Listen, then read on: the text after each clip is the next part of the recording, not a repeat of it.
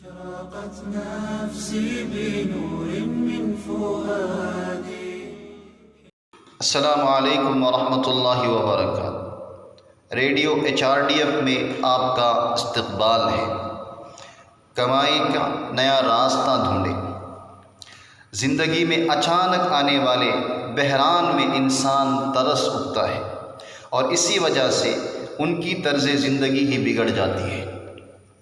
پیاروں کی موت، امتحانات میں فیل اور من چاہے ملازمت نہ ملنے سے اور کاروبار میں ناکامی کی وجہ سے ایسے لوگ دل ہار بیٹھتے ہیں۔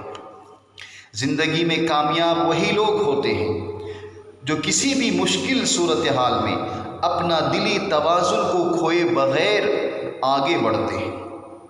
ناکامی اور آزمائش میں دل کا کنٹرول نہیں کھوتے ہیں۔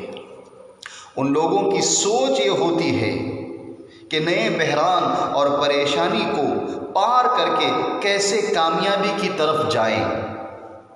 اس کے لیے نئے نئے راستے اپناتے رہتے ہیں۔ نبی کریم صلی اللہ علیہ وسلم اور آپ کے صحابہ کے مدینے کا ہجرت مشہور ہے۔ دشمن انہیں کا مال لے جانے نہیں دیا۔ اپنا مال اور رشتہ داروں کو چھوڑ کر اپنی جان سے بھی پیارا نظریے کے ساتھ مدینہ روانہ ہو گئے۔ ایک پناہ گزین کی طرح خالی ہاتھ آئے۔ انہیں ساتھیوں کو مدینے کے انصار لوگوں نے تہہ دل سے استقبال کیا، اپنی ہر ایک چیز میں حصہ لیا۔ انہوں نے عزت کے ساتھ نئی زندگی شروع کی، لیکن حضرت عبد الرحمن ابن عوف رضی اللہ تعالی عنہ نے ان سے کچھ بھی قبول نہیں کیا۔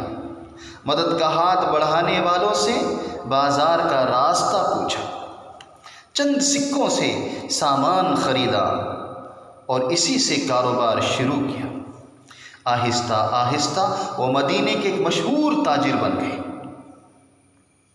ایک ملک سے دوسرے ملک میں پہنچائی ہوئی چیز ہے ہجرت، لیکن کرونا کا دور ہمیں پرانی عادات، زندگی کا ماحول سے لے کر زندگی کے نئے ماحول تک ہجرت کرایا ہے۔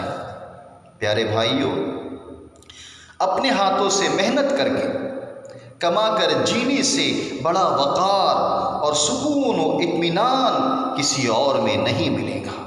آج کل بہت سارے لوگ اپنے کمائی کا راستہ بھی کھو دیے ہیں۔ ہمت نہیں ہارنا چاہیے۔ کوئی ممکن کام کے بارے میں سوچیں۔ کمائی کا راستہ بند ہونے کی وجہ سے غیر ملک سے آیا ہوا ایک شخص اپنے ہی گھر کے سامنے مچھلی کی دکان کھول دیا۔ گھاس کاٹنے والا مشین کرائے میں لے کر کام کرنے والے بعض ائمہ کو بھی ہم دیکھیں۔ ان کی کہانیاں ہمیں مذکورہ صحابی کی یاد دلاتا ہے۔ کسی بھی بحران میں ہمت نہ ہارتے ہوئے آگے بڑھیں، خود تقویت حاصل کریں اور دوسروں کا بھی سہارا بنیں۔ اللہ توفیق دے۔ اشرقت نفسی بنور من فؤادی۔